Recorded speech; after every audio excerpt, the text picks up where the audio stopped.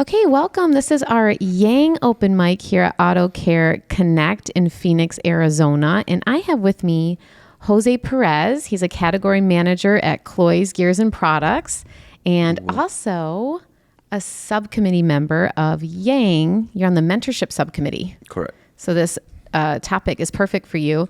And you just did a 5 for 5. Yeah, that was the most nervous I've been in my life. But so that's 5 minutes? Yeah, 5 minutes, 5 slides, and you present. I guess when I was going, it was the most packed. I think there were like 175 people in that room. Yeah, so I'm glad I wasn't walking around because I know I would have probably fainted. So I just stood up there and gave the best I could. That podium holds you up. Yeah. People are just like hanging on to it for dear Yeah, life. I was. I looked like I was about to Hulk it at one point. I always love the 5 for 5s. I missed them. I was recording during that time, but I always love it because I know the people that are raising their hand for that are usually people who have never public spoke. And it seems like 5 minutes would make it easier, but in so many ways, I think it can make it harder. Yeah, because I kind of had to like reduce my knowledge kind of in a sense of... Yeah. So I can fit it in that time slot. But Yeah. I think it went pretty well. Yeah. I got a lot of exposure for sure. So As someone that public speaks quite a bit, I think it's such a good way to learn is to learn how to be simple and brief and, quick. Yeah. Because then it like keeps you from drawing everything out. It's actually like a really good program. I love it. Being simple is the best thing you can be. Yeah. You'd know. I'm a professional at it. straight to the point. And this other voice is Matt Fowler. He's the account executive at Pivot Tree, and he's also the Yang chair this year. So he's kind of led the conference this year at Auto Care Connect. So how's it going? Yeah, no, the conference went great. We wrapped up yesterday. Best attendance we've ever had, which is fantastic. It's just been an awesome year. We had a council this year that just took every piece of thing they could and ran with it to its fullest. We have every single committee has stepped up from the year before.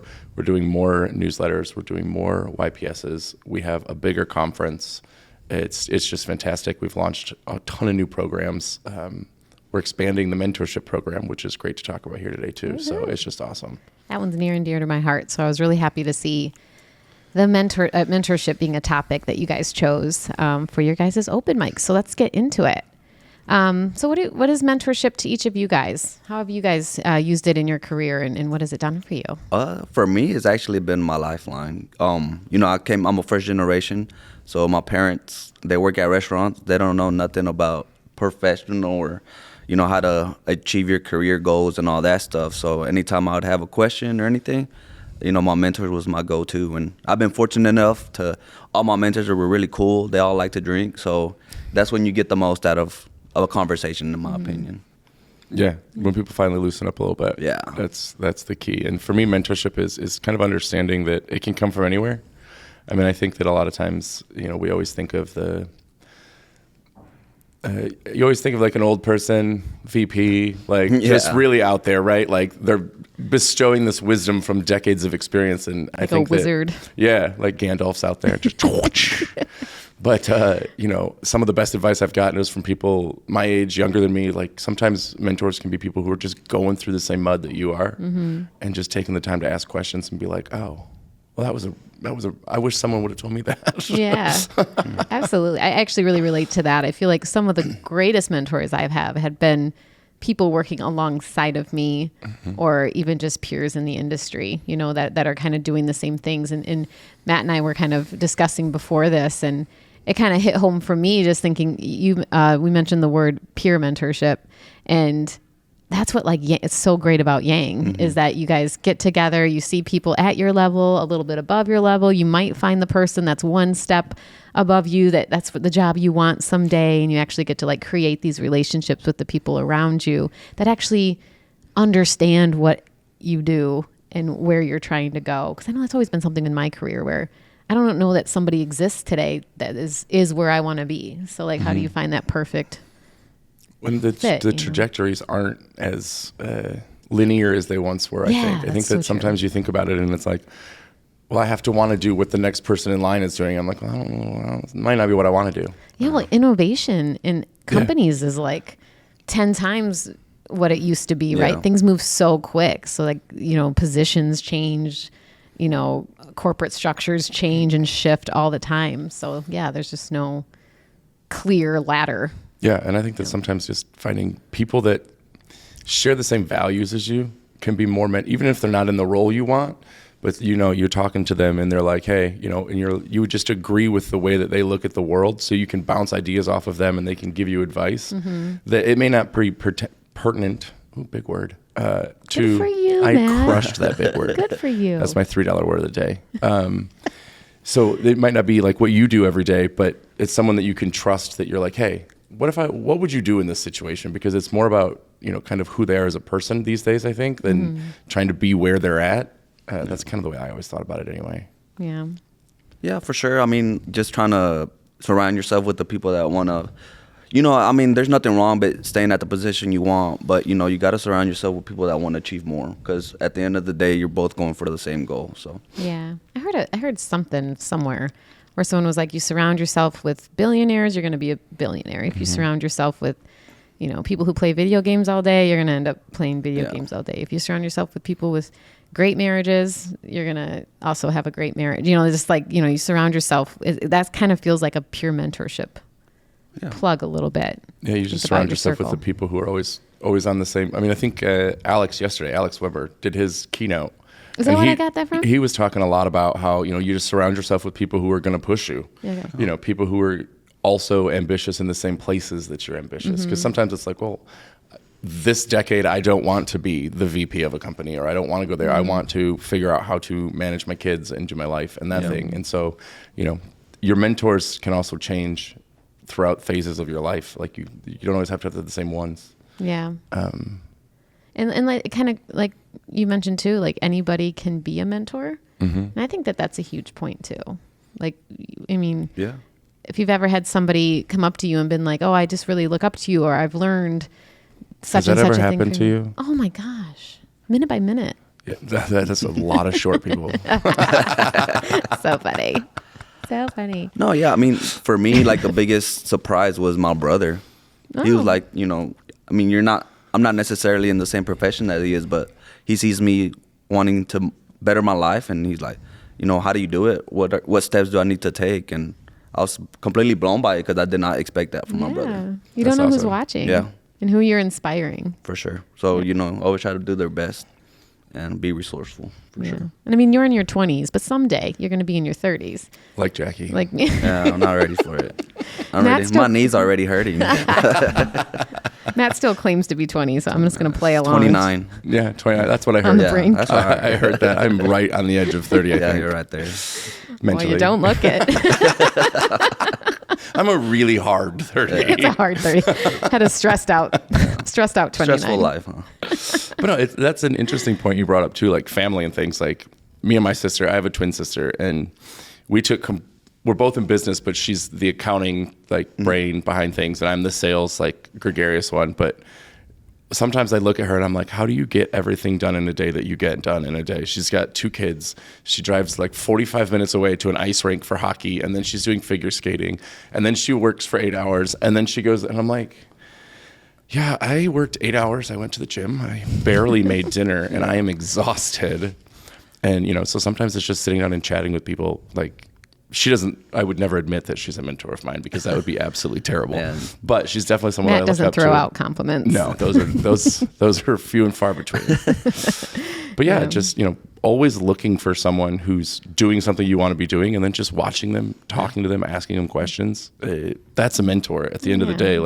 It doesn't have to be this very formal, very rigid thing. It can be. Yeah. And there's a place for those, but there's also a place for here's my mentor for the month. Here's this person that I'm trying to get this one thing done, or I'm working on this particular habit or this particular skill. Quality again, like you said before, that shares your values and how they live them out, and you respect that. You want to do that too. Mm-hmm. Yeah.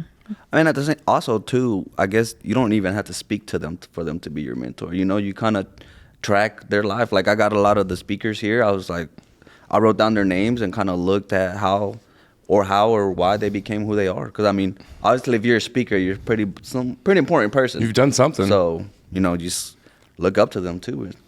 Yeah, and the other thing is never hesitate to reach out to those people, because that's probably one of the bigger lessons I've gotten in my short 30-ish year lifespan is, the people are still people at the end of the day. And, just reaching out, most people are excited to hear that you were paying attention, that you want to know more. Like, everyone wants to tell their story, and everyone, deep down, I think everyone inherently wants to help people, whether they know it or not. And so when someone asks for it, it's kind of like this humbling experience of times of like, oh, well, you were paying attention even? Like, you wanted to do that? Yeah, absolutely. I think, and I would almost argue, especially people that might be more intimidating, people that put themselves out there a little bit more, and like, you might be intimidating to come up to them and like ask them for help or something. If someone's putting themselves out there like that, it's usually so that people will look at them as a thought leader, and, they will be honored, like you said, or excited about the fact that they reached somebody and can help you and make a difference in your life. Yeah. And then also, don't be afraid. Like, if someone's just like I've asked people before when I was trying to figure things out, in particular growth patterns of like, hey, can you mentor me? Not knowing what I was even asking. I was like, I know I'm supposed to have one. I don't know what you're going to do, but I feel like you should be my mentor. Yeah. And sometimes it's like, you just got to watch them first and be like, okay. And if they say no, it's also not an insult on anybody. It takes time sometimes. Some people do want to do that formal process, and they do want to say, hey, we're going to meet once a month or once a quarter, and we're going to talk about your career, and we're going to talk about these things. And those are some professional mentors, of course, but it's not an insult if people don't have the time. It's them being respectful to you, of saying, hey, I don't know that I can give you the guidance that you need. I'm happy to answer questions. I'm happy to do this, but like, I don't know that I can set up something formal. Yeah. So that doesn't mean you should, stop or take it personally. I think that, I think I did that probably when I was younger. Yeah. Is, took it like, oh, well, I guess I'm not good enough to become what that person is because they didn't have time for me. Yeah. Yeah.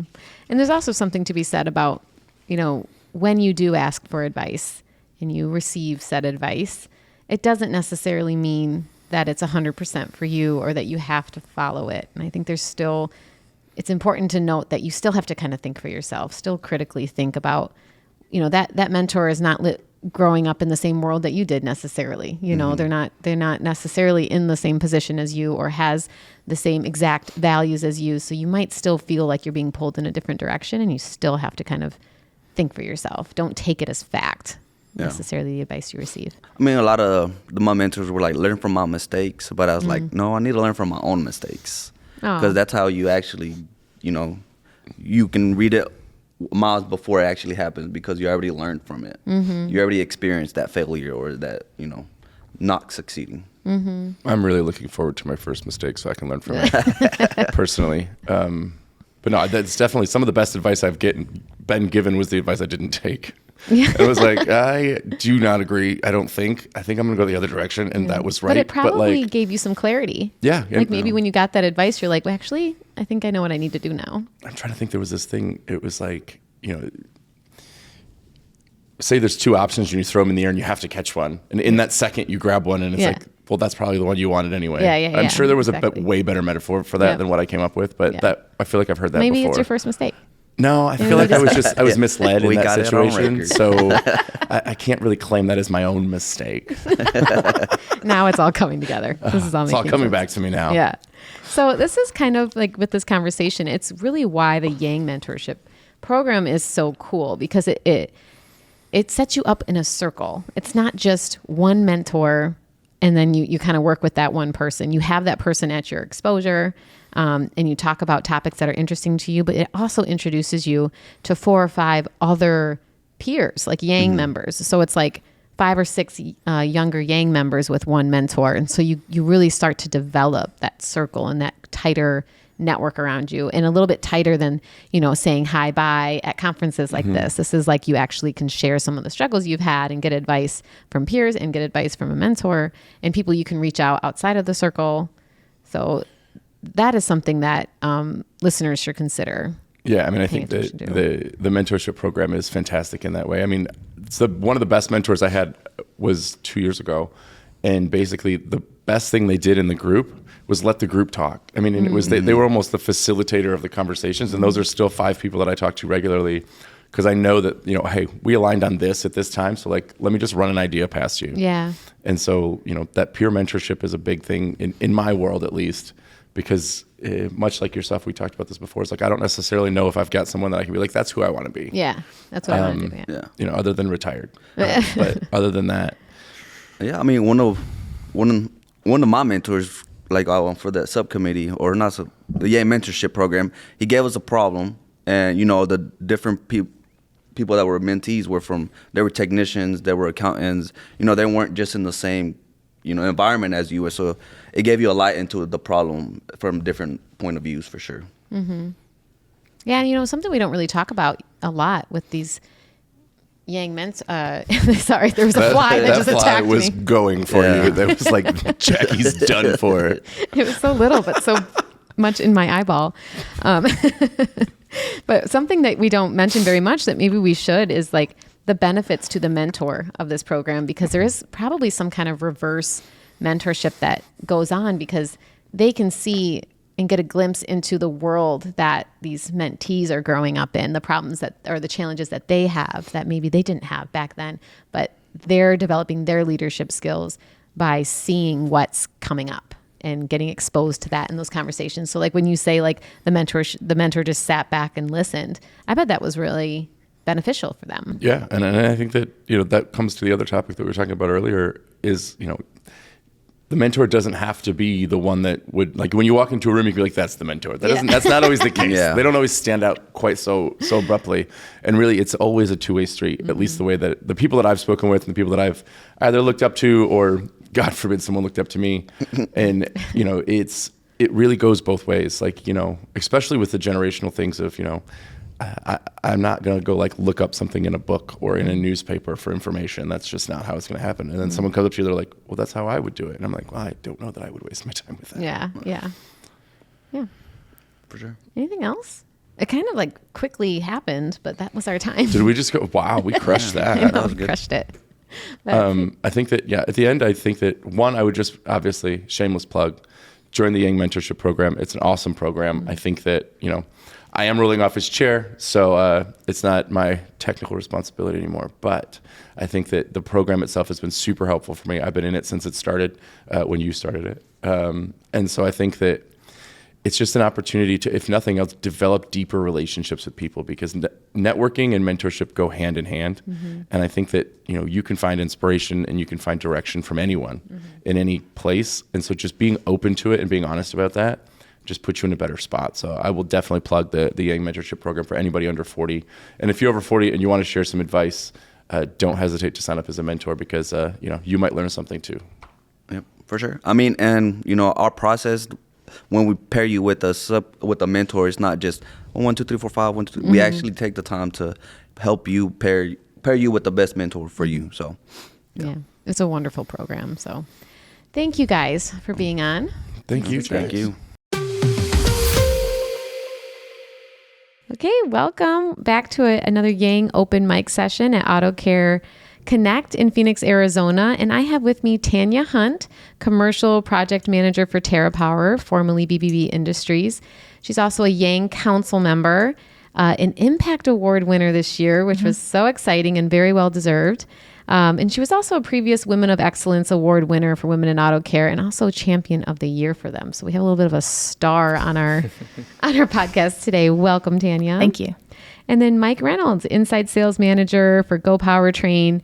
And he was a 5 for 5 speaker, and he spoke about hustler's mindset. I want to hear, what was your message there? Honestly, it kind of aligns with this. It was kind of intensely about collaboration and, the necessity to establish, bilateral relationships with, your vendor partners, with your consumers, with your internal customers, and just understanding that, we really do exist in a multi-dimensional space in all facets of aftermarket, and understanding that, all relationships work two ways more so than ever in the past. Mm-hmm. Yeah, and were you nervous? Goodness gracious, I cannot tell you enough. Not quite as nervous as I am now, but that was it was. You're good more for nervous me. for this? This you can edit. That's true. No, but it was exciting. It was a lot of fun. I hadn't done public speaking since grad school, so it was something that I definitely needed to refresh on, and I definitely appreciate the opportunity to come out. So Absolutely. thank you guys. That's why I love 5 for 5. It's always people who kind of like want to dip their toe in the water to public speaking or just challenge themselves. But I always say it's actually, I think, a little bit more difficult even to keep it to 5 minutes. Yes. Oh goodness, yeah. Forces you to be. Mary had the one sign. It felt to me like 2 minutes in, but I'm sure it was 5.5 minutes in by the time she had the sign up. She could have been standing there with like a hook, you know. Oh goodness, So I expected the maybe, gong, you know, like back in the days. Just start playing some music over you speaking. Exactly. Trying to rush you off the stage. So today we're talking about fostering collaborative community, which I think is great. We kind of talked a little bit about like, well, how is this different than networking? And it almost feels like it's taking networking a step further, because obviously you can have multiple communities in your life. You know, you even have like your family at home, and then you have your home friends, and then you have your industry friends, or you have women in auto care, or young auto care networking group, or ACPN, or, you know, we have all kinds of communities. So how do we foster that collaborative community? And what does that mean to you guys, and how have you used it? I can certainly lead off. Sure. The biggest thing for me, and I say it ad nauseum to my team, is I take the word business partner extremely seriously. And kind of circling back to the two-sided relationship piece, it's understanding that you're not going to necessarily win every transaction, but you can win the relationship. You know, if you're there for your customers and you understand their needs, and honestly, in a lot of instances, you need to put their needs first. That's the kind of collaboration that I, really has worked really well for me in the past. I'll lead off with something that really irritates my boss. I'm sure he'll love to hear it when he gets back. I'm known for sending my customers to the competition at least once. And I mean, particularly my good ones. Because number one, it shows trust. You know, I can't service your need for this. However, I do know someone who can. And at the end of the day, we're really looking towards the customer. In fact, without the customers, none of us are here, none of us exist. And so like that is one method of collaboration I use to really gain equity with my customers. And they know that, when they call me, when they call us, we're going to act as a business partner, even if we don't necessarily capture that transaction. Yeah, I feel like you just nailed it, actually. Like, the collaborative community is more built on trust versus just knowing a lot of people and knowing who to go to for what. And I was thinking like networking, you know the name, you know the title, you know the company, but I think community is knowing the person. And so what I love about Auto Care Association and our industry is it's built on relationships. Whereas before it was the family ran businesses. And so those were deep in legacy, but we don't have those as much anymore. So we have to have these communities and the Auto Care Association to help us establish those relationships and give us the opportunity to know each other from across the country and across the world. Yeah. And like, so do you guys have any examples of times where, a community has really come together, like in your circles, and you kind of witness this in real life? Yes. So very recently, we have multiple connection circles with women in auto care. And I had just met a women in auto care member. I think she's just out of school. She had her first job. I think she had been in the industry less than a year. I actually passed out my card, which was actually a scrap of paper with my name and email saying, like, reach out to me. I'll help get you plugged in. Talk to you about Champion and mentors and the connection circles, and I'll just get you all the things women in auto care that you need to know. And so she joined my connection circle, Generation Gap. Well, she had an unexpected layoff, and she was freaking out because, obviously you're young, you just got your first job, like you're feeling comfortable, right? Yeah. And so I was like, hey, let me see what I can do. So I reached out to Women in Auto Care, and I reached out to her. I was like, hey, I would just like to share your LinkedIn post, your background, what you're looking for, and just see who may have something for you. The connection circles can have, a couple hundred people signed up, to attend. And so it's a pretty big network, actually. Like, I don't have relationships with all these people. It's always B-seed. So I reached out and I said, hey, here's a Women in Auto Care member. She is new to our industry. We want to keep her. Does anybody have an opportunity or know someone? Please reach out to her. Here's her information. This is all done with permission and blessings. Well, it was probably like a month and a half, but she had 4 to 6 interviews. And she now has a job, and she's at Connect Week. That's wonderful. So I just thought that was amazing that we could come around a young person who's probably going to be an up-and-coming emerging leader, because, she's in now. Yeah. Like, we came in, we surrounded her, we lifted her up. She's not going anywhere. So how do you develop that? I think it's just being open and available for that relationship. Like, a lot of people have helped me feel plugged in and have given me a spark for the industry. And on the daily, I'm like, what can I do to give somebody else that spark? Like, we're passing it on. Yeah. That's a good way to look at it. And like bringing that into your company. Yeah. How do you do that? For me, it's about celebrating those moments of collaboration. Yeah. And I talked about it a little bit yesterday during the 5 for 5. If you're, and this, works for sales, works for accounting, works for shipping, any facet of the business, but you really need to champion those instances of collaboration. You need to make them very public facing. And so, when, if you have a coworker or something to that effect that, goes out of the way, to spark those activities you're looking to see, that collaboration, goes the extra mile for a customer, goes the extra mile for an internal customer, a coworker. I think it's really important to kind of celebrate those, because otherwise, not only do they get swept under the rug, which is bad, but it kind of dissuades, the persistence of those things. We really need to do a good job of just championing the behaviors that we want to see. And I think that's one of the ways we can continue driving it forward. Yeah, I think any recognition, it's free, first of all. But, it goes a long way for them as well. And I feel like if you are celebrating those small wins, it encourages them to continue doing more and above and beyond their job. And so that does also just say like, hey, what else can we all do that's not our day job, that we can make our company and our industry a better place? And I think sometimes, too, it comes down to fictional barriers. I think sometimes collaboration is hindered by what people think they should do, or maybe think they're allowed to do. And I think by communicating that, even trying to get in front of it allows people the autonomy to go, hey, I have this great idea, and I'm empowered to then action upon it. And a lot of times that can foster collaboration. I almost feel like, too, maybe a space to say you can really develop your own communities, too, around whatever subject you feel like you need that community for. Yeah. Like I was just talking to somebody, I'm not going to say what it was because it'd probably be too obvious, but they were talking about how they kind of created a little community of people that have the same lifestyle as they do. Yeah. And they just only like 9 or 10 people, he said, but they just kind of like said, like, let's be there for each other. Let's, right. And I'm just thinking of like all of the areas in your life and in your career where you can build community around something. It doesn't have to be super official. Like even for me, I have multiple, I live in in Michigan, and there's a ton of, automotive aftermarket companies there. So a lot of people, and I reached out to multiple women that I knew in the area, and I'm like, we should get together every now and then. So now we have like a quarterly get together. I've actually heard about it. I'm in Alabama. Oh, it's too bad. And then we have like a group chat, and I think it's the same girl that you helped. She's in that group, and that was she reached out. Actually, she reached out to me, and I told her to reach out to the group. I'm like, you got to expand your efforts here when you get laid off. And it was one of the first things I did when I got laid off is I reached out to that group and said, hey guys, I'm looking. Please reach out to your networks.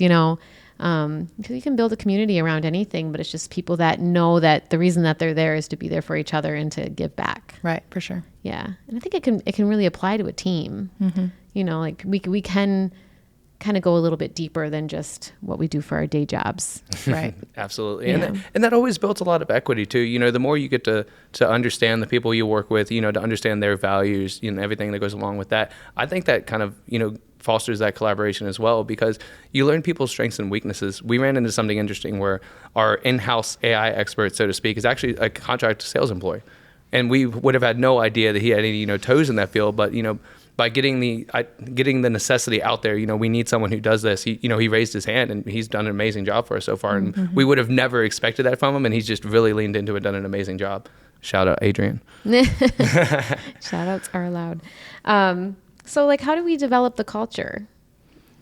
Culture of collaboration. Collaborative community. I mean, is it just being more open? Is it having like official times, like meetings, like meeting places?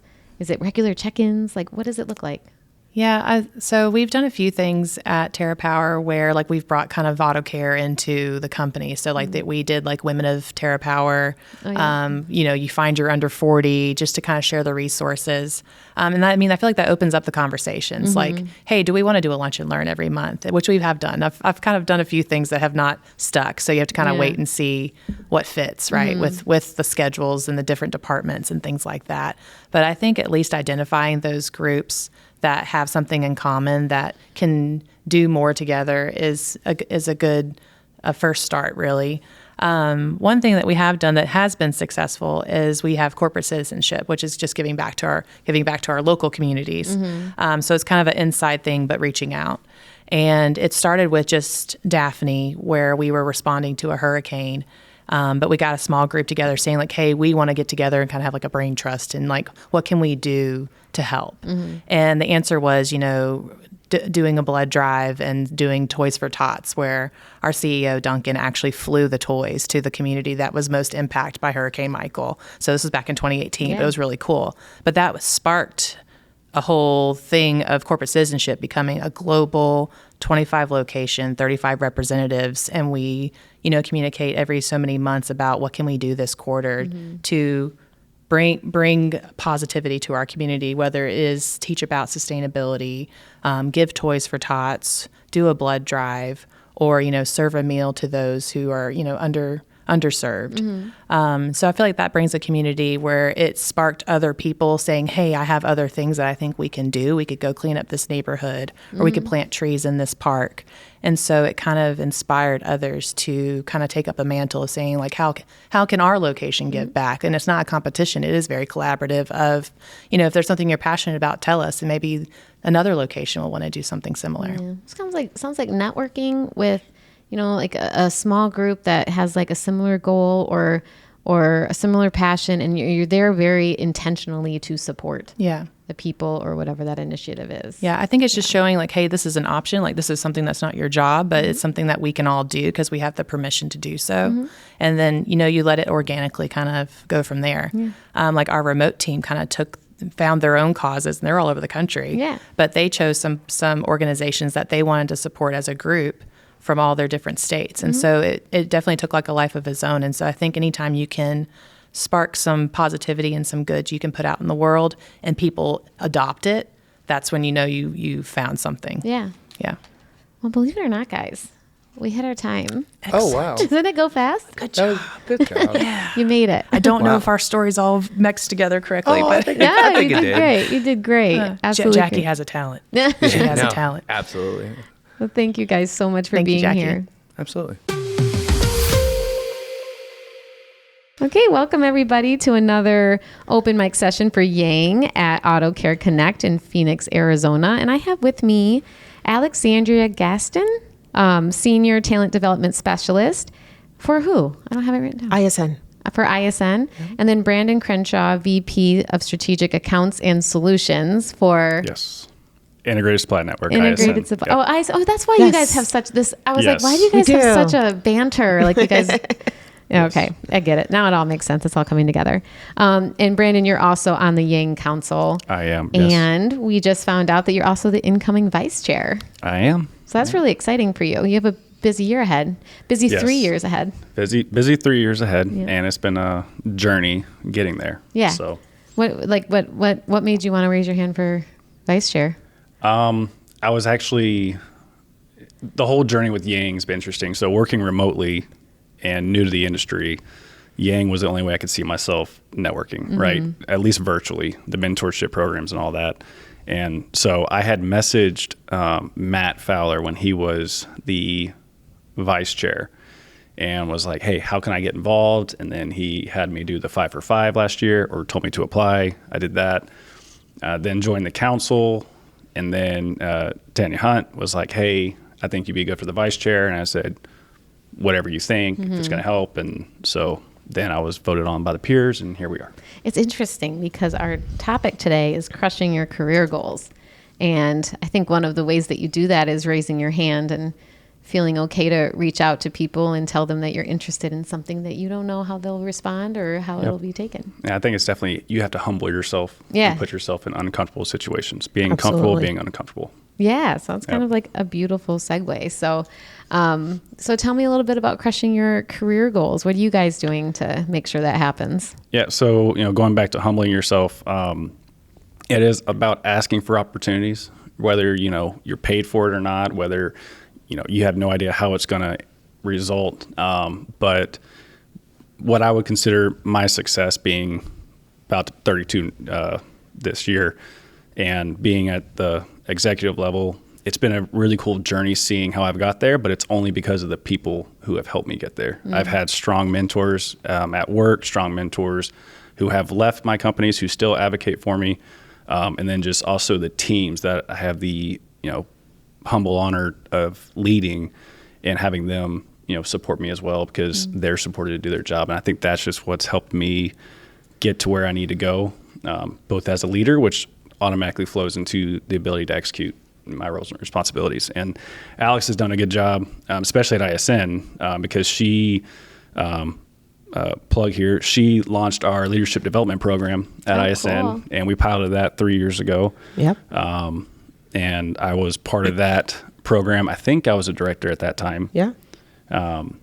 And again, with my peers and most people who've gone through that program, I would say a good portion of them have actually moved to new roles or elevated in their roles. And it's been really cool seeing people's goals and get to where they want to be. Like, Right. what do you guys teach in that like, why are people being so successful after taking this? So it's a leadership development, it's LDP, leadership development program, and it's really created for those leaders who either are in their role for some time or newly promoted, right? And we go through the fundamentals of what it is to be a leader, how to have those tough conversations, co-collaboration.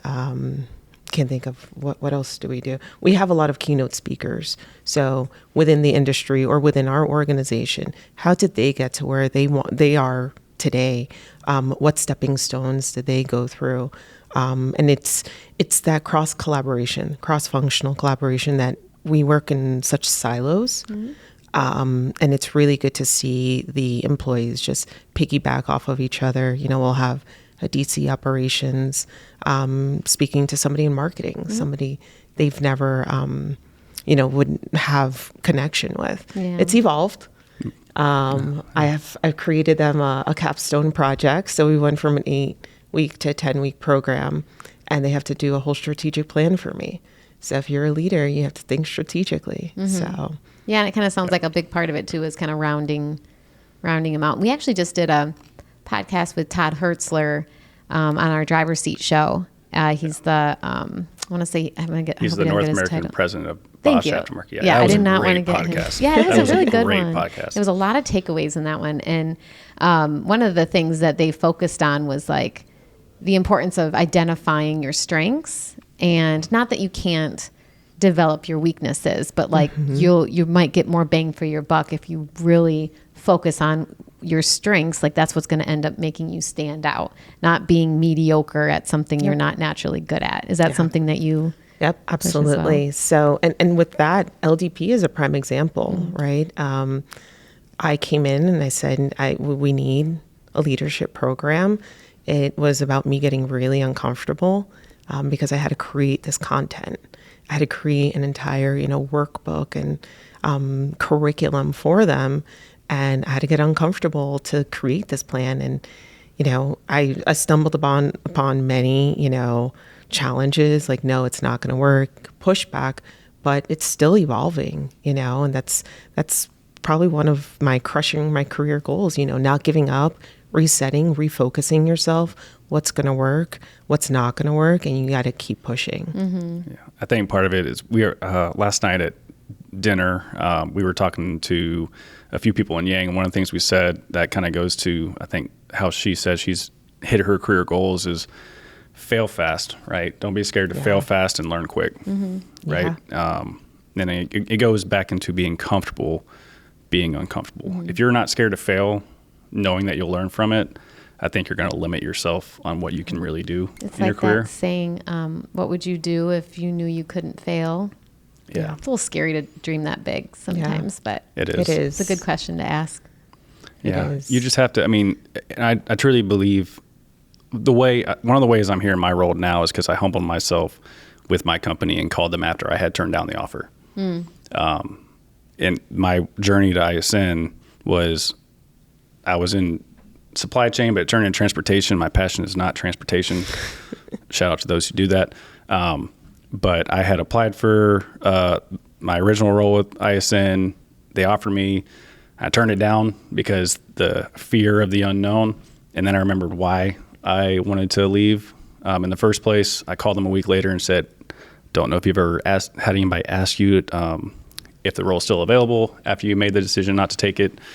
But 2 weeks later, they offered me a different role, still in what I wanted to do. And 4 years later, I'm three different roles with ISN. So similar to me, I've always been I started my career 17 years ago, large organizations, very large, UPS. And, I got a call one day. I wasn't looking for a job at all. I was happy. And they said, hey, do you want to come to ISN and create? And I was like, create? What do you mean? Like it doesn't exist? I can create this from what I know. And I was so scared. I didn't know how to respond back. And it was a leap of faith. And I said, this is what I love to do. Now here's my chance. I get to do it what I know good looks like. And I took that chance in almost 4 years. Yeah, I think a big part of kind of crushing your career goals, like say you're staring at a goal, you're trying to get there, is, what it takes to get there. A lot of people see people in successful roles or see people who have the job that they want someday, and they think that it just came easily, that they were like an overnight success because maybe they looked at it that way, but they don't see all the internal struggle that might have happened along the way, kind of like that messy middle, which I'm sure you see a lot of in your role as you watch these leaders go through their careers. And don't get me wrong, there's a lot of goals that are still up there. Yeah.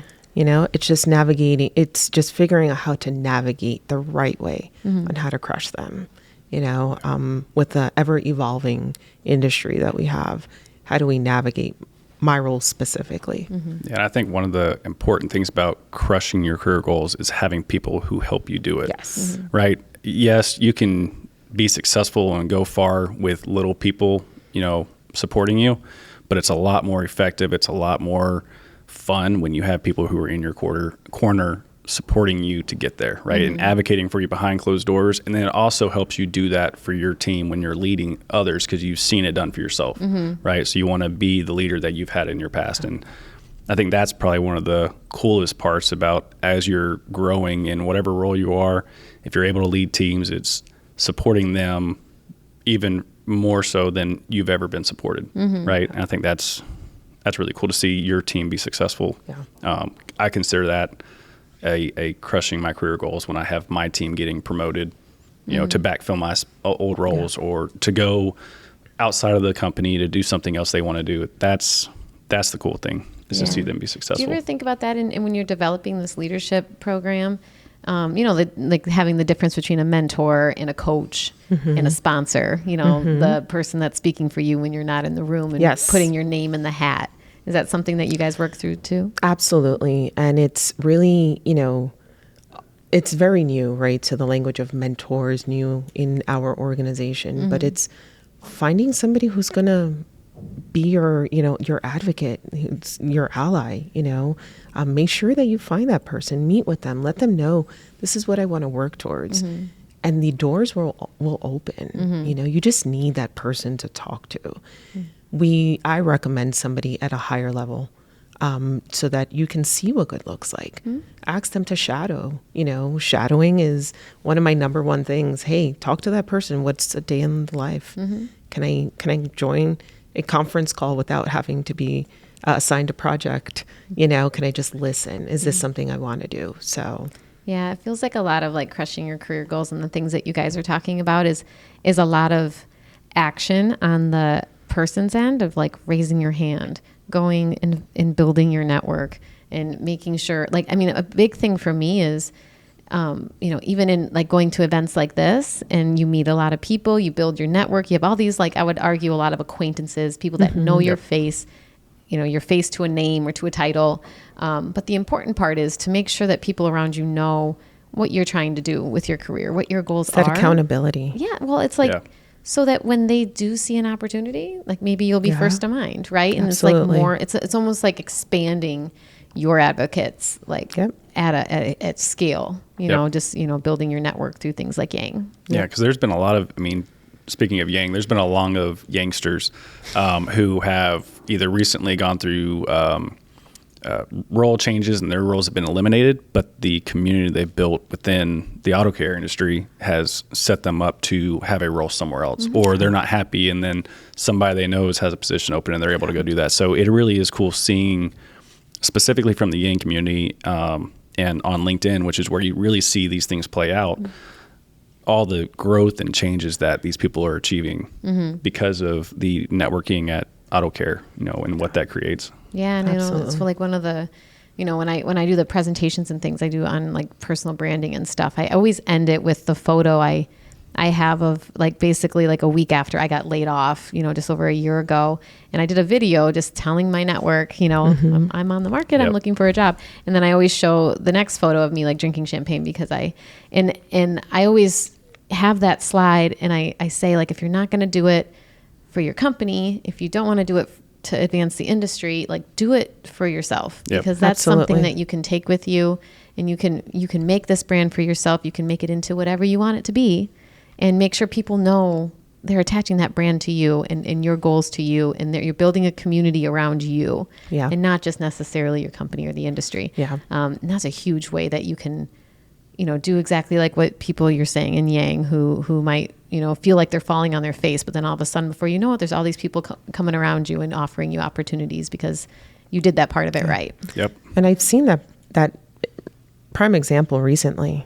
You know, I know somebody that recently, you know, got laid off, and I remember looking on LinkedIn and I was like, that person's going to be okay. Yeah. Because I know the industry that we're in, and they're going to rally up behind that person. And sure enough, you know, I was able to chat with them and they were celebrating, you know, and I was like, that's exactly where I want to be. I want to be around that community that uplifts me and, you know, brings the best out of me as well, but allows me to network and, you know, socialize. And now I'm scheduling little coffee chats with people I've met at Women in Auto Care. And so it's kind of like, it's such a huge one. Your network in so many ways will define your career. 100%. Absolutely. And where you head. So like you have to be intentional, especially if you're somebody who works from home. Like I work 100% from home. Same here. You know, and that's why I network hard at these things. Like I will stay up as long as I can. You know, it's much earlier these days, like 9 o'clock. But it's like, I will stay out. I will go to all of the meetups, and I will try to like take advantage of this time just so that, you know, staying front of mind for people. Yeah, I think that's the hard part too. Like even coming to these events, like you guys did a podcast a few months ago with Matt around introvert and extroverts, right? I'm an introvert. I work from home.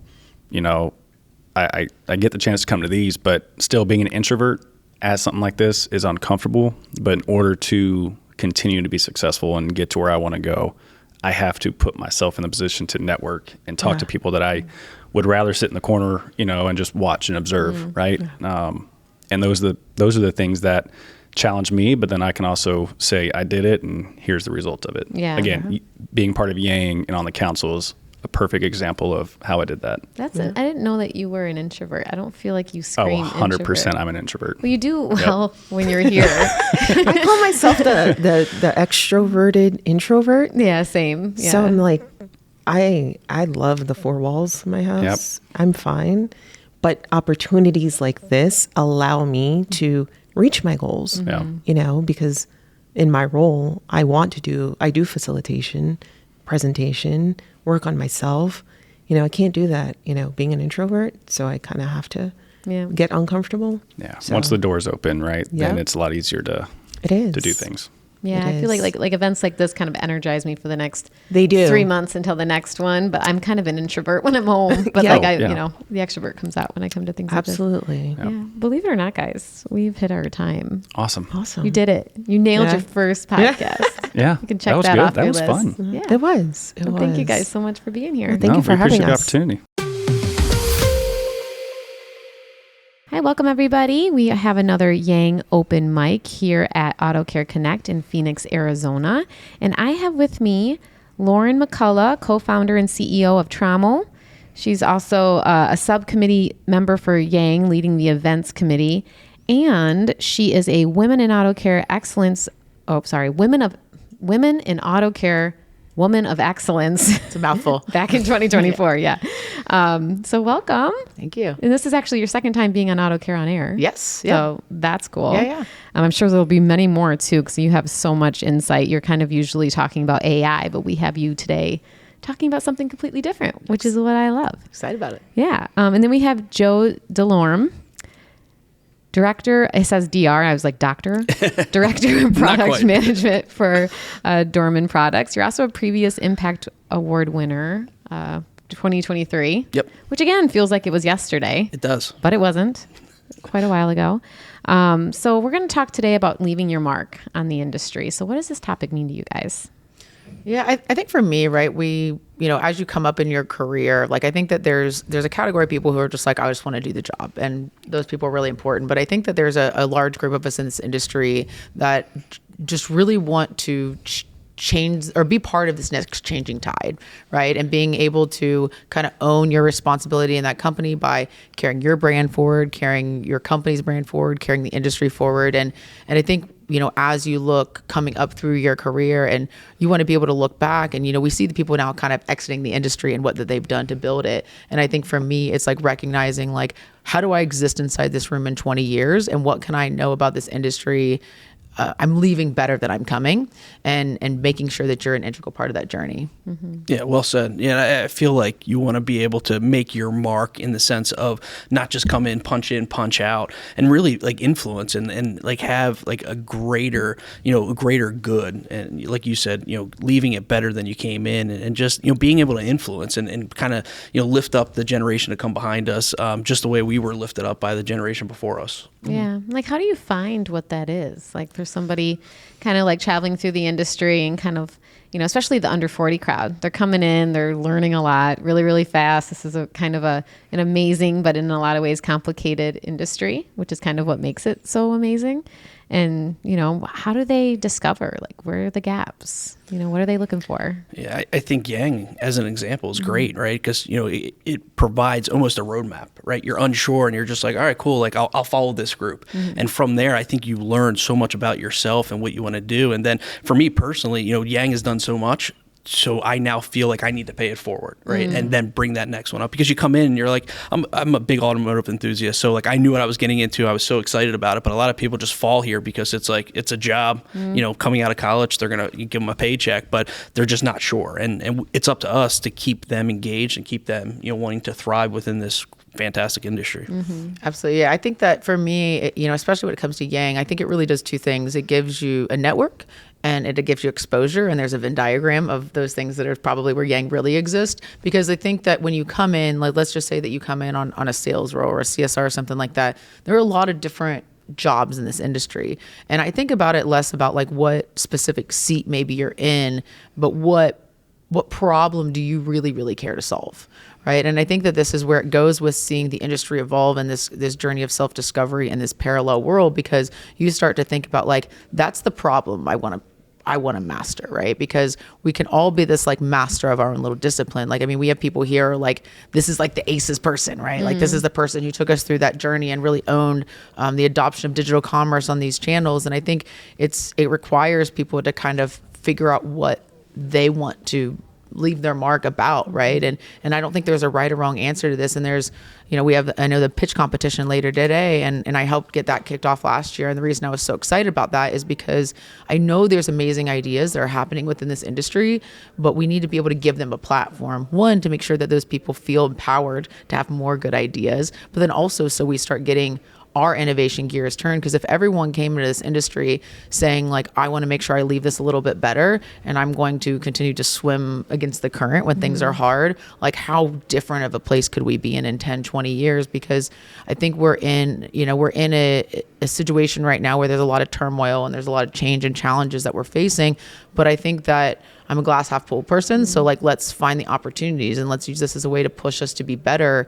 And you get to choose today if you want to be part of that getting better, because there are other people who are, right? The industry will improve and people will look back in 20 years and say, I did that. Yeah. But it's your choice if you want to be one of those people or not. Yeah. And I truly believe people have a desire to want to learn and be challenged. And I think with learning and being challenged, that's where you get the engagement. If you don't have that, you're not going to have the engagement, and it's just going to be another job off to the next thing. And unfortunately, a lot will leave the industry that way because, our industries, it's different. It's really different, right? But I do think it's up to us to have that learning, have that challenge that, increases and results in engagement, to make our industry attractive and sexy to, retain. Exactly. And I think too, like, if you can find yourself getting lost in the joy of that process, like it makes the work so much better. Like the reason I can, start a company and and do the hard things and go through this like sometimes very painful process is because like I genuinely care about it. Like if I did not genuinely care about making this industry better and creating that path, like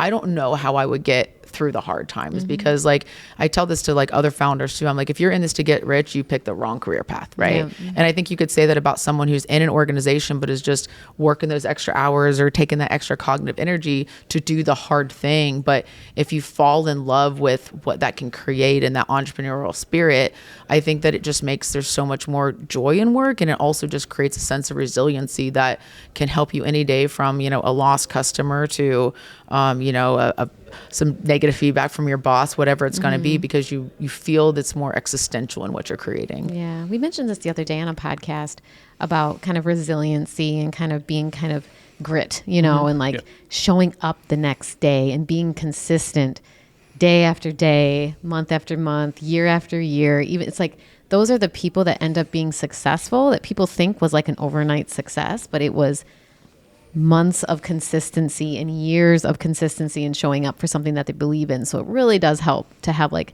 a passion. And all I can think about sitting here next to you two is what a time to be alive and make a name for yourself, because it's just innovation and technology is propelling this industry so fast. Pick one.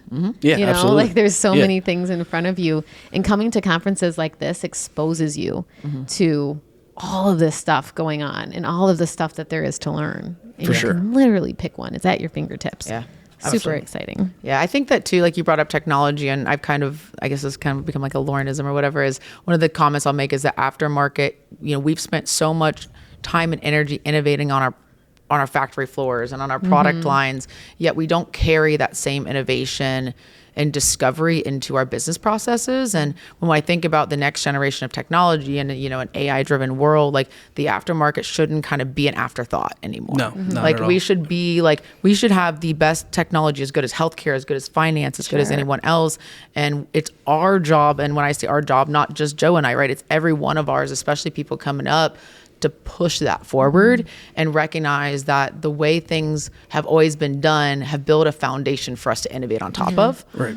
And with the passion of the people in this industry, I mean, there's so much, Jackie's point, there's just so much opportunity out there. And we just got to drive it. But it's, being a product, we're always thinking innovation on the product. Like, how do we make it better? How do we fix the flaws of the OE? But also it could be with process, right? It could be a process, how we attack it. The T word going around right now, we got to get creative. We got to get innovative. But yeah, there's no reason why we can't be leading the technology and innovation within our industry. And we have the spirit to do it together too, is I think, and I think a lot of people in this industry already look at each other more collaboratively competitive anyways, but I think continuing to foster spaces and, I think that's someplace that some people can leave the mark inside their organization, is not having this finite mindset around like, well, if, the pot's only so big, and if we just like take it from our competitor, it's like, that's the wrong way of thinking. Like if we have a mindset of abundance and recognize that our biggest competitor is actually just waste here, we can have a lot more innovative thinking, and then we can all prosper, and we can all do well, we can all make money here. And, this market's only going to get bigger. And I think that the threats to it are, it's not each other. No. Yeah. And the time that they're in, I mean, the automotive aftermarket is just going to thrive, right? It's going to absolutely thrive and continue, to give us, abundance of opportunity. So I do think we're on the forefront of that. And we have, our generation has a great opportunity to do that, as we see some of our leaders starting to get to the retirement age, and then, fresh coming in. So it's fantastic. So we're talking about leaving your mark, and there's a lot of marks to be made, right? And a lot of marks to leave. How do you do that? So how do you, so you find what you want to do, you find what inspires you, you find something you want to work towards and you're passionate about and you want to be consistent with. So how do you get the word out? How do you get heard?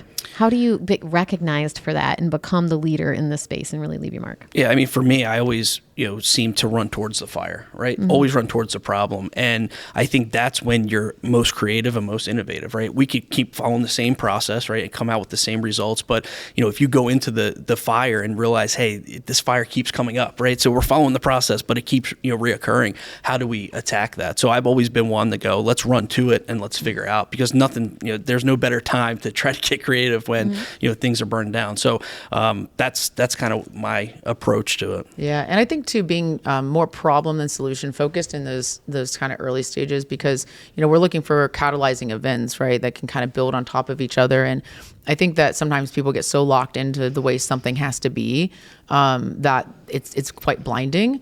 But if we come in and look at this in a situation where you're saying, like, this is the problem that I want to solve at my company, this is the problem that I want to solve, you can kind of have this like strong convictions loosely held type of execution about it, because you still need to have that conviction around how you think it should be, but you are still a student. Sure. And what you think is the answer is probably wrong, at least a little bit wrong. And if you're not perceptive enough to figure that out, then that mark doesn't get to get left, right? Because you put the blinders on where like that actual opportunity was just 2 inches to the right. And so I think that that's one of the agility things that I see with a lot of the newer folks coming up, is they kind of have that spidey sense to be like, okay, like I thought it was this, but now I've gotten this new piece of information. I think the beauty of it, when we come back to the community of the industry, is that's why that can happen more effectively, is because we're willing to have those dialogues and exchanges that allow you to continue to learn more things and understand the context within each other. Yeah, and influence is huge too, right? I mean, you need to influence,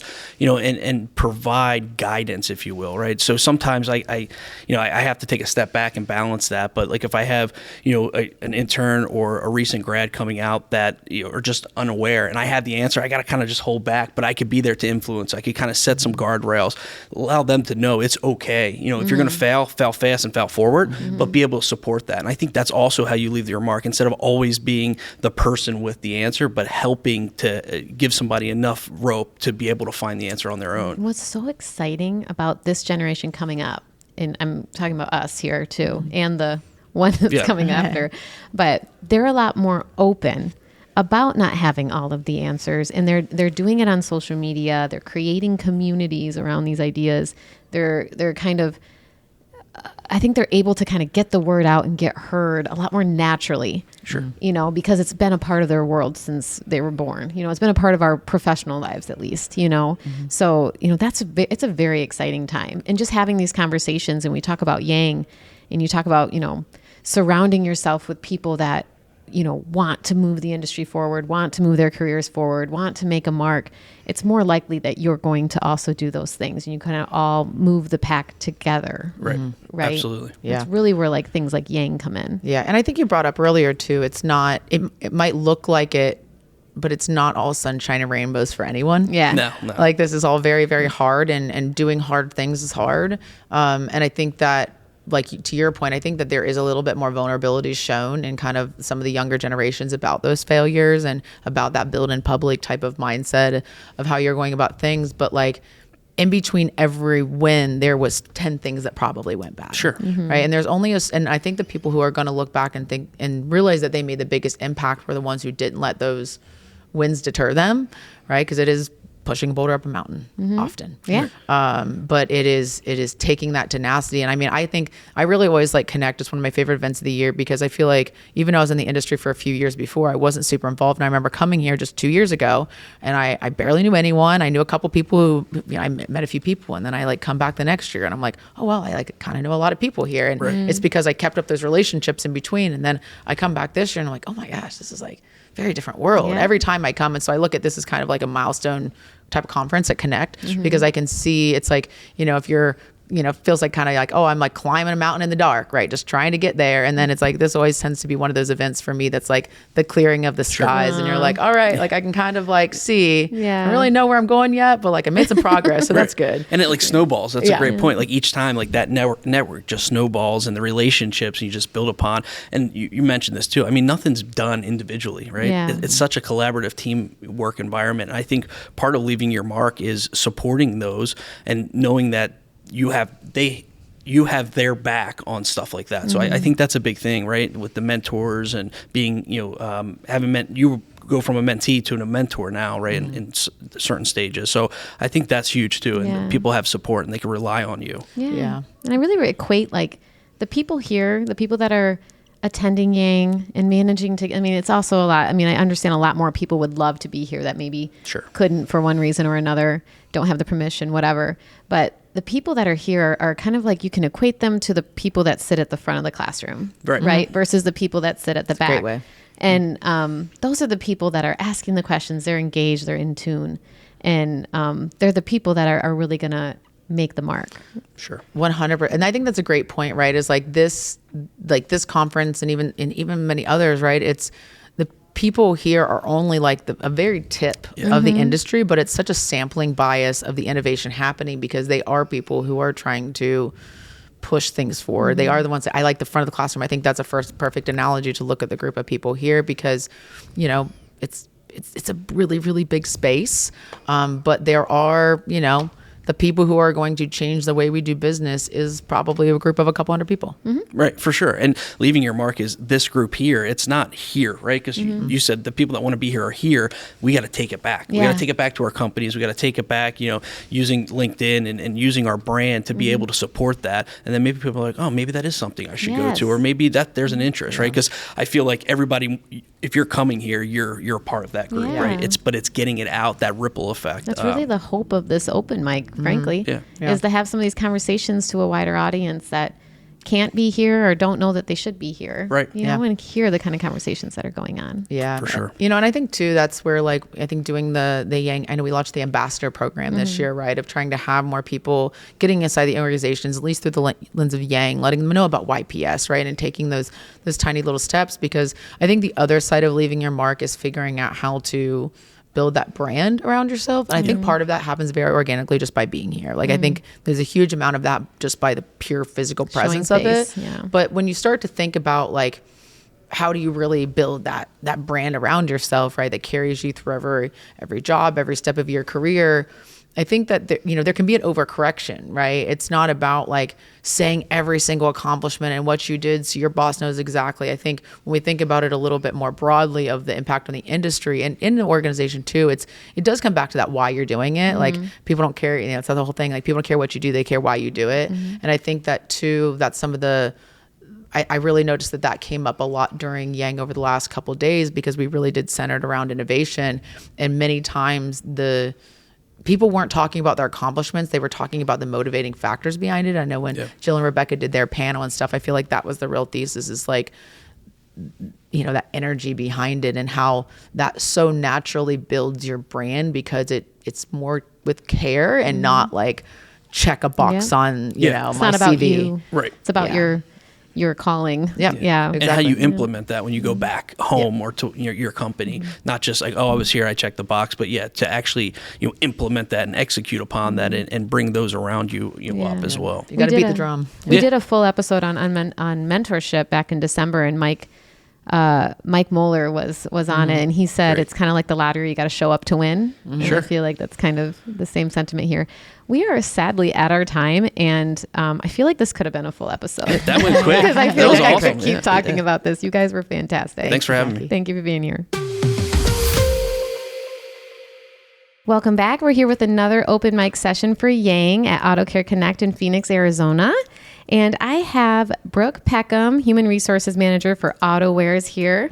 She is a member of the Women in Auto Care Council, and you help with the scholarship selection committee, which is kind of cool because you yourself were a recipient of that. So that's got to be very rewarding. Yeah, absolutely. Being able to turn around and make those selections, and especially the end result, making those phone calls and congratulating the students is very rewarding. Do you tell them that, like, hey, I was in your shoes Yes. and this made all the... Yeah, that's so cool. That's so cool. And I also have Autumn Lamb. She is the Director of Marketing and Brand Strategy for GSP. She's also an Impact Award winner this year. Congratulations. Thank you. Super well deserved. I'm sure the whole entire industry agrees with that. And you're also a Women in Auto Care Council member. Yes, I sit a part of the social chair. Yeah, we were joking earlier because you guys basically have the same resume for this introduction because they're also both women at the wheel, different years, right? I think same year. Same year. 2024. 2024. Okay. Yeah. So you're both women at the wheel. And you also both did a 5 for 5 this week, which is a big deal. I missed it because I was recording, but the people that do 5 for 5s are usually people who are either terrified of speaking and they want to dip their toe in the water, or like it's like they want to start being public speakers, and it's kind of like their intro into it. So it's really cool that you guys volunteered for that. What was your topic, Brooke? My topic was reimagining turnover. So looking at it from a different lens and not putting it in such a negative light. reimagining turnover how? So thinking about it from the perspective that turnover is not always a bad thing, because sometimes an employee is leaving because they are going down a new career path, and maybe you've helped them build that path, and maybe you've provided them with mentorships or scholarship assistance, whatever that may be, but you are a part of that foundational journey. So it's important regardless, and sometimes those turnovers can be rewarding. Yeah, and you maybe like exposed them to a strength they didn't know they had. Absolutely. And they decided to head towards that path. So yeah, that's amazing. What about you, Autumn? What was your topic? Mine was sowing your own seeds, nurturing an authentic and successful life. So as we develop our journey, or as we're kind of going through this life journey, it's not just important to start off strong, but it's really having the growth and doing it intentionally, right? Making sure that your passion is behind it, nurturing your strengths, embracing that full potential of yours. And, just practicing patience, because growth does take time, and we got to trust that invisible work. But, we're all sowing the seeds to our life, and hopefully our future selves can thank us for what we're doing today. And I'm sure anyone who was at the Women in Auto Care conference, you both spoke there as well. And if anyone caught yours, like Autumn, you basically likened this, career journey to planting a garden, planting your seeds. Like, how do you nurture those plants? You give it sun, you give it water, and you equated that to many different things. It was very, very clever, very well done. I hope they recorded it, because I would love to see how you combine that into 5 minutes, because that's hard. It was. And it was really not focusing on the entire broad the perspective of, sowing your own seeds, but really kind of starting off with the vital lessons of when you're planting that, right? Because that's really the most important thing, is when you're making the decisions of taking on new responsibilities or finding or rediscovering yourself or just anything, you want to make sure that you're doing it with a passion behind it, right? Or something that you want to do, right? Because this is your life. Ultimately, you're going to be the one your future self is going to be the one living this. Mm-hmm. Yeah, exactly. And it's such a good segue, because today we want to talk about really nurturing your strengths and also potentially developing your own path to your career. And thinking of me, when I first started in marketing, you just kind of assume your end game is CMO, right? That's the path of a marketer. Mm-hmm. That's not really the world we live in today. Technology changes at a rate that was unheard of 20 years ago. So positions today may not even exist 5 years from now, let alone the leadership path to get to whatever the end game for that role is. So there's definitely something to be said about the self-awareness that comes along with discovering your strengths and kind of deciding what you want to do with your career and kind of develop that path as you go. For sure. Tell me a little bit about nurturing your strengths. Did you guys, do some work to try to find your own strengths, or did you do a tool to help you find your strengths? Did you just know it in your gut, what you're good at, told at a young age? What was your guys' journey? Yeah. So for me, I always loved teaching. That was always my passion and my heart. And I worked a lot growing up in youth Bible study settings and that sort of thing. But I had always known that I wanted to be a teacher, or that's what I thought. And I was going to college while I was working at AutoWares as a stalker. And what's interesting about that is I only took on an HR role because I thought it would look good on my resume. But when I got into that position, I really found my footing, and my supervisor really encouraged me that, there is a lot of similarities between teaching and human resources. And that's really where I was able to let my talent shine, because I get to work with people every day and I get to nurture their growth, because we have so many employees who are at pivotal points in their life. And I get to be that support system now. I get to connect them with mentors. I get to run our internship program. I get to help them with scholarship applications and everything in between. So my journey isn't where I expected that I would end up, but it's really cool to be in human resources, and I honestly could not see myself anywhere else now. That's so funny, because even just hearing your voice, you would be a great teacher. I could see you being a good teacher, a nurturing kind of feel immediately comfortable, and everyone immediately would trust you. I always joke that in retirement I'm going to be a kindergarten teacher. I just think that would be so fun. Still in my heart, Brooke, for sure. I can see it. Kindergarten teachers are special people. Yes. And doing it at an older age too. I cannot ever imagine. It's basically being a mom times 10, and I can barely do it times 1. Yes. I can't even imagine. I love the fact that Brooke brought up, it wasn't maybe the specific journey that she intended, but she kind of found her way in that, because sometimes I feel like we don't choose the automotive industry. The automotive industry just finds us. But, from my side of it, I've always loved the marketing, right? And kind of that side. And so being able to enter this industry and have the opportunity to hone in on some of the skills that I've always wanted to do, or learn more things, or challenge myself. And this industry allows me to do that.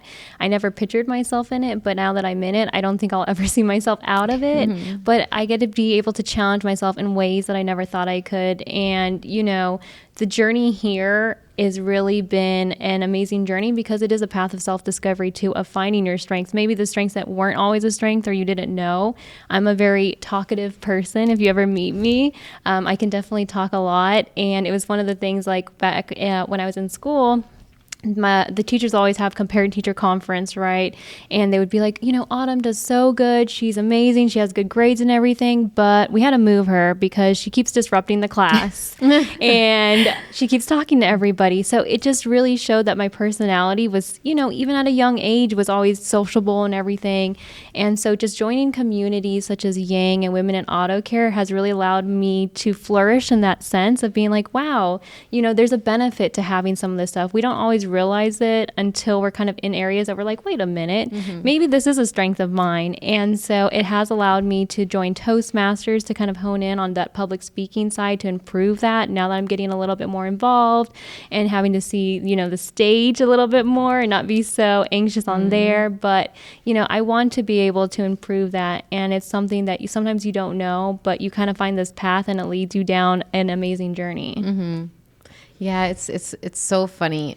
I'm thinking about when I first met you. I think, how long have you been in the industry? For about 10 years overall, but 6 years on the hard part side. How long have you been involved? Probably I would say about 4 years. 4 years? Has it been that long? Yes, because this is my last year as social chair. I know, I can't believe it. So your first year, you raised your hand to be social chair? No, actually, I was a champion. So I was a champion. And actually what happened was there was a breakfast at the Women in Auto Care networking thing. It was my first year. And I'm just like, you know what? I just need to go. I need to meet other people, other women, And so actually I sat next to Kylie Herco. Oh, I love her. And she's amazing. I have to give her that shout out because she's the one that really actually drove my involvement for Women in Auto Care. She's like, hey, I'm the social chair and I need more champions and stuff like that. And so I was like, you know what? Okay, I'll join. It was a little nerve wracking to kind of, commit or be, involved because you're just like, I don't know how much it's going to take or how much time and everything. But I was like, you know what? I'll give it a try. I'll test it and hopefully I can help out.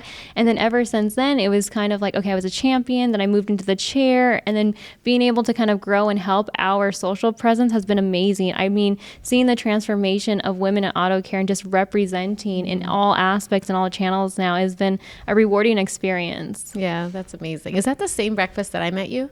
Probably. You came up to my table. Oh, yes. That definitely sounds like me. Hi, Jackie. Yeah. I'm Autumn. That was sweet.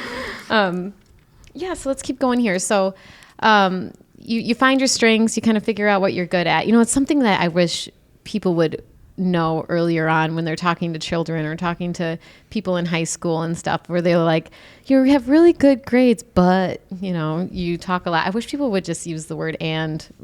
It makes it automatically feel like talking too much might be a weakness, right? But I think it's amazing that it turned out to be your strength, used in the right capacity. So how do you decide for yourself, what are the strengths that I want to really lean into and really make a career out of? Yeah, honestly, for me, it comes a lot from our support groups that we have. Like Autumn was talking about, having those people who call you out, having that group of women in auto care. For me, it was my supervisor, but I was lucky enough to have that same relationship with my employees. So watching her grow has been so incredible, and she is in human resources. But what was amazing about that journey is we needed a creative side for human resources, which you don't often see, but we needed somebody who could create design pieces for our handbooks and our employee resources, and she just took it and went running. She is incredible at design, and it's not something that she ever thought she would be in. It's not something that is generally in the human resources realm, but she is so incredible at it, and that is where her journey is taking her now. And she is moving on to a new path, and it's not in the automotive industry, but we were that foundational partner for her, and that's something that I will always remember, and I'll always have a good relationship with her. But that's just so cool that we have that support network where we can call each other out and say, hey, I realized that you were really great at this.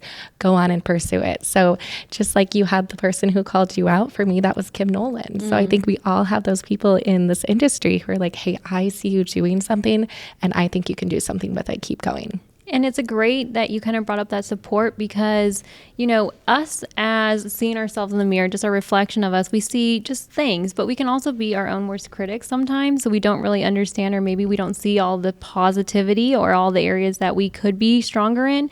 And when you have that support group, whenever I look at, you know, seeing other women in the industry or talking to them, I'm like, hey, you're really good at this. Let me connect you to this person, or let me connect you to that person, or stuff like that. And it's like, it allows you to open up areas that you weren't thinking about, but you can really shine in. And that's how you kind of start thinking, hey, I actually have a strength in this, or, you know, kind of building and bringing together a more collaborative environment to open that, right? Having some of those casual conversations. You know, I always love seeing you, Jackie. I love seeing how your career path went, because, you know, you don't see every piece of everything, but you do see people's growth, and being that outsider looking in on people, you're like, wow, like it's amazing to see that path that you as a person has gone on. Yeah, I mean, I relate a lot to this conversation because I've never been a person that knew what I wanted to do. You know, I had a full ride to college. Otherwise, I probably wouldn't have gone, and started out in business, ended up in communications just because it was super broad.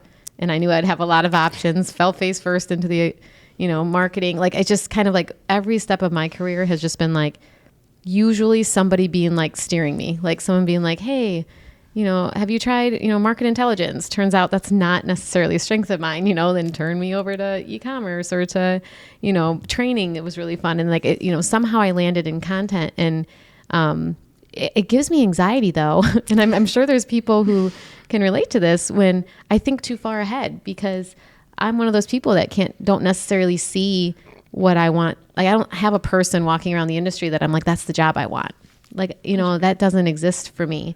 And I wouldn't have thought 5 years ago that this job I have today would be what I want. So like, I really think there's something to be said about, first of all, having that network and that close community around you who can point out your strengths for you, help you lean into them.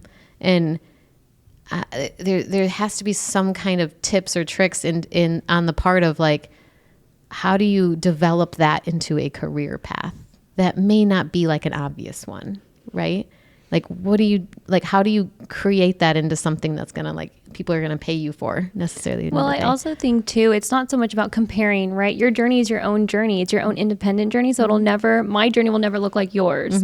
So when you stop comparing yourself and you just start aligning with, okay, this is something that I want to do.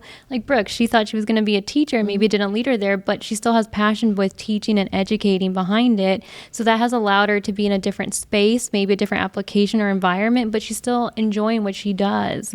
And so I think sometimes we can get lost in saying, you know, hey, Jackie, I want to be you when I grow up, when it's not, I want to be myself when I grow up, but I love the path that you've taken, or I love the steps that you've taken.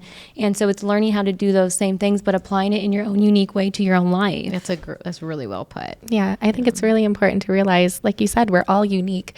We're all writing our own story. And that is what is so cool about this industry, is everybody has their own book. How boring would it be if everybody's story was exactly the same? So the fact that we get to come together and share these stories of success, and yes, we all have failures too, and the fact that we can go through those with each other and lift each other up is truly incredible. Like Brooke, you and I have been on this same path, women at the wheel, and just kind of doing things together, but in different spaces. I'm marketing, you're human resources, but it's been such a pleasure to get to know you more and see that we're in the same journey together, just in different ways.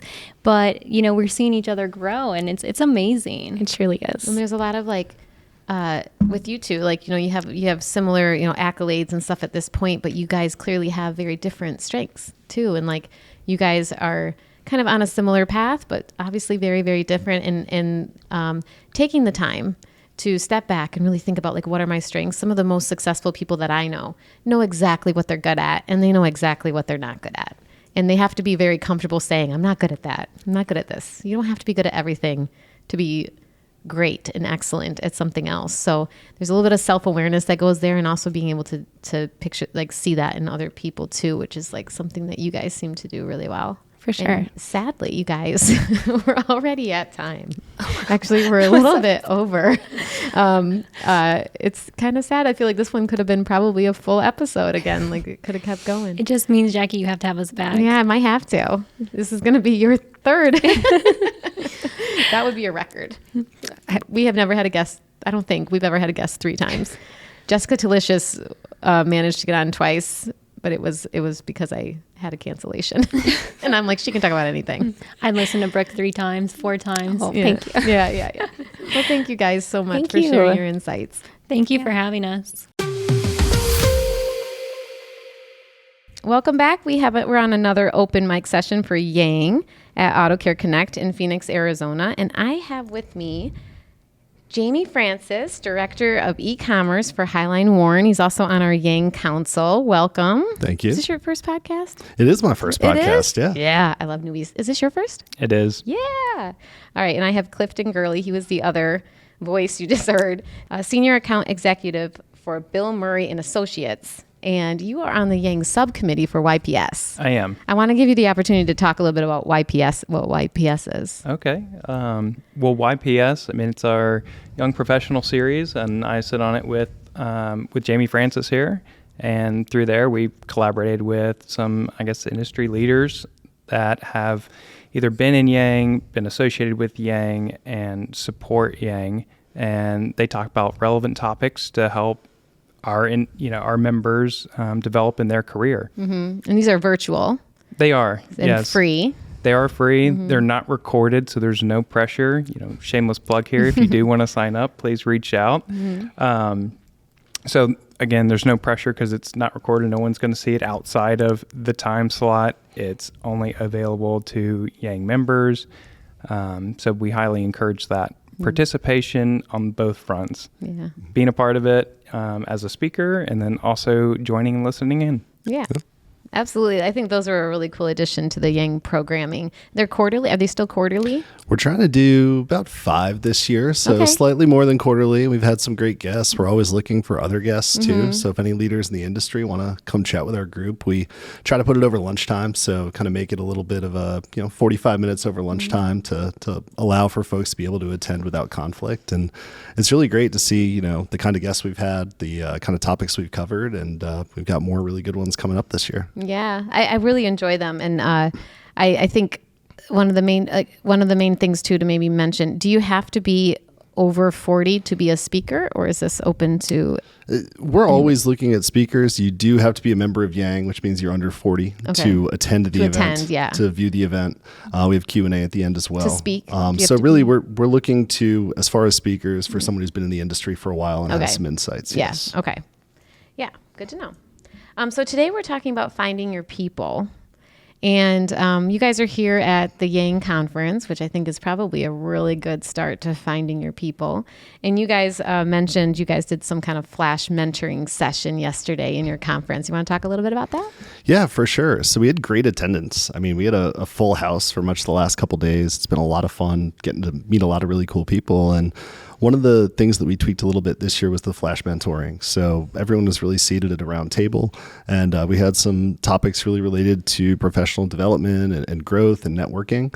So we sat down and predetermined some questions and really had a free-flowing conversation with, different folks all over the place that, might be from any side of this business.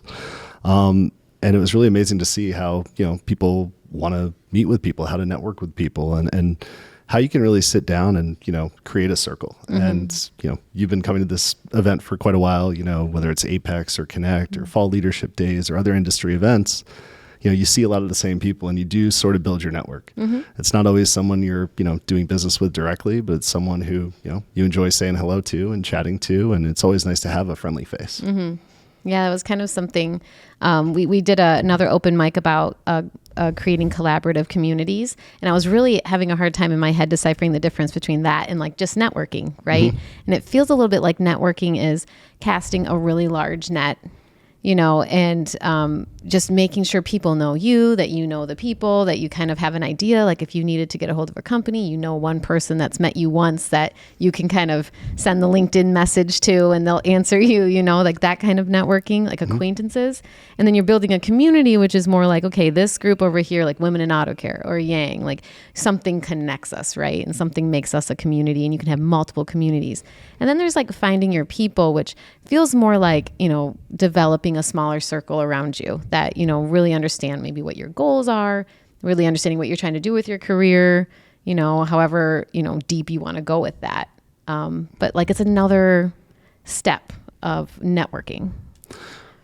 For sure. And I think, you know, that's what's really cool about this industry too, right? We build this network, we meet these people, and you start saying, hey, you know, there might be an opportunity to partner here. Or, that's a really cool idea. I mean, I spoke with someone completely different part of the business who was doing something really cool. I said, wow. And it was just great to learn about that and roll your sleeves up a little bit and just gain industry knowledge that, who knows, might help you down the road. Yeah. And do you guys work from home? I do. You do? Yeah. You work full time from home? For the most part. I mean, I've got travel in there, and then, you know, I've got an office that I, you know, try to frequent at least once a week. Okay. So I try to get downtown, but, yeah, I mean, back on the topic, I mean, part of like finding your people to me also is like finding that core group of people that you can also share ideas with, and they help propel and motivate you and just spark new ideas. You can bounce them off without, you know, I guess fear of, you know, being, you know, shamed or anything of having bad ideas. But, you know, I think that's part of it. And, you know, coming to these events and talking to people, and you kind of just gravitate to people that, you know, can share your enthusiasm. And there's a lot of it here. Yeah. So. Yeah. It kind of goes along with why I asked for that. If you work from home, because it just feels like people want to be in person now. And like what you just described, you can't really do virtually, right? You can't accidentally meet somebody virtually, right? You can't meet a new person. Yeah, and that was one of the really interesting things that came out of yesterday. The table that I was moderating, we were really talking about, you know, how do you network? Let's say you're coming to your first Connect and you don't know anyone that's here, or don't know a lot of people that are here. How do you network? And it's so much easier to do that in a setting where, you know, so much the industry comes and congregates. And I think, if anything, you know, the last few years, the pandemic and everything else, I think it's given everyone, you know, young and old, a real appreciation for in-person events, the ability to, you know, sit down, go through workshop activities like we did here the past couple of days, you know, maybe have dinner together or meet in the bar or have breakfast, whatever it may be, because it really does help you to make those connections where if you do have a question or have an idea, you know, I could call up Clifton or, you know, other folks I've met through the Auto Care Association, and it's really valuable. Yeah. And I think too, something that maybe isn't mentioned enough with Yang is under 40 is a really big number. Like, I mean, you have anything from like, I don't know, 22. When do people graduate? 22 to 40. So like there are people who are, yes, brand new, really learning, kind of dipping their toe in the water at these events. And then there's people who are VPs and like, you know, already kind of like in that executive level suite, you know, in the same Yang group. So it's a really great way to get exposed to people who have an idea of the world that you're growing up in, you know, where like if you get a mentor that's a little bit further in their career, they might not fully grasp like how different it is today coming out of college, and how quickly you have to learn new technologies and innovation, and how quickly everything changes, where before, you know, that change was a little bit, you know, slower paced. So it's kind of a really nice way to like find your people and find people who maybe are where you want to be, and also like help others who were where you were, you know, and maybe look up to you. For sure. And there's so much change and so much happening. I mean, sitting into the keynote today, hearing all about AI, it made me want to kind of, you know, go on the computer and start using ChatGPT and figuring out what I could do to go and better leverage those resources. Yeah, I really liked that keynote. It was excellent. He did a really good job of like making it applicable to me. Because sometimes people talk about AI and it's so big. It just feels too big it's like a big elephant to eat. He really broke it down Yeah. into like some, tangible use cases and how you can incorporate it into your daily lives or, what you're doing at work, but highlighting some other tools that I didn't know were out there. Yeah. So I thought that was really cool. Yeah. Did Yang touch on any AI stuff in their conference? We did. I mean, in general, nothing overly specific, but we had plenty of conversation about, AI technology, things like that. Because you talk about building your network, like that's something that I tend to find myself clinging to people who are using AI right now, because I'm learning how to like use it to make my job easier, and I need people that are doing my job to show me how to do my job easier, and that's not always easy to find in your own company. That's true. I don't know how big your guys' companies are, but there's not a lot of people doing my role, at mine. So yeah, absolutely. Yeah, this is one way to like, branch out and kind of, see what else is out there. So how does, I know Yang has a mentorship program, and it's unique because you don't just match them with a mentor, you match them with a circle of people. Mm-hmm. So maybe we just explain a little bit about what that looks like, and it's a tool to find your people. Yeah, the mentorship program's been going for a number of years now, and every year we keep seeing more applicants to be mentors and more applicants for folks willing to be mentees. Mm-hmm. So it's really great to see the growth on both sides of that. I know for me personally, just being able to have another friendly face at Apex, at Connect, whatever it may be, it's been really cool to just expand my network. And it's been really great to just kind of stay on top of different topics and ideas and thoughts. So for me, it's been super valuable. I think this is my third time through the mentorship program, and I just last night actually was spending some time with my first mentor as part of that program. Who So was it's your always first fun. mentor? It was Todd Campo. Oh, so I spent some time with him yesterday too. Yeah, he's a great guy and certainly knows a lot of folks in this industry. So it's always been a blast. And applications, we do have the waiting list open now. Applications will open up again in the fall. So I would encourage anyone, don't be afraid. It's not a big time commitment. We meet about quarterly for an hour at a time, and it's been super valuable. Yeah, it's been great. I mean, it really takes out off the edge of like meeting new people and coming to these events, because it gives you like a really safe space to meet, 4 other peers and then a mentor to help kind of lead the charge, both professionally and personal development, just different topics that you go throughout the year. This is my 3rd year as well. And I can remember signing up for the first one, and it was like, a little nerve wracking. Like, should I do this? And I'm glad I did. Yeah. Michael Rukov was my first, and then that'll be baptism by fire. Yeah. And then Bill Hanvey has been mine for the past 2 years. So we kept our circle, and it was great because actually at this event I met one of a peer in my mentorship group for the first time in person. Oh, cool. So. Yeah, it's so funny thinking of Todd Campo as a mentor. Only like he just photobombed me last night. I just this but that's kind of the fun part of these Connect events is like, you get to see the side of people you don't necessarily get to see on the other side of the screen, right? You get the chance to like see these people as humans and, really make good connections with them. Believe it or not, we hit our time. I told you it would go really, really fast. It did. But is there anything else that you guys want to share that we missed? I would just say thanks for the opportunity to join you today for the podcast debut. And, this is a great industry. It's been a great event. I love the collaboration that we have here. I know there's a lot of excitement from all the keynotes and sessions through the week so far, and I'm excited to take them home and put them into work. Yeah, good.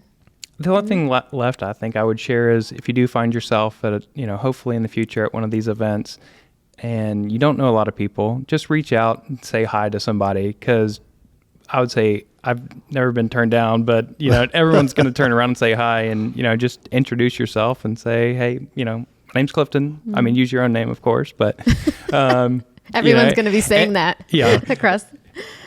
But I mean, everybody's very friendly and open. So, and I think we've all got the same goal to network and learn people's stories and who they are. So yeah, and keep everybody's car on the road. Yeah, no one's here to not meet people, right? Right. It's the wrong place to be. Well, thank you guys for trusting me with your first podcast. You guys did fantastic. Thank you. Found your next role.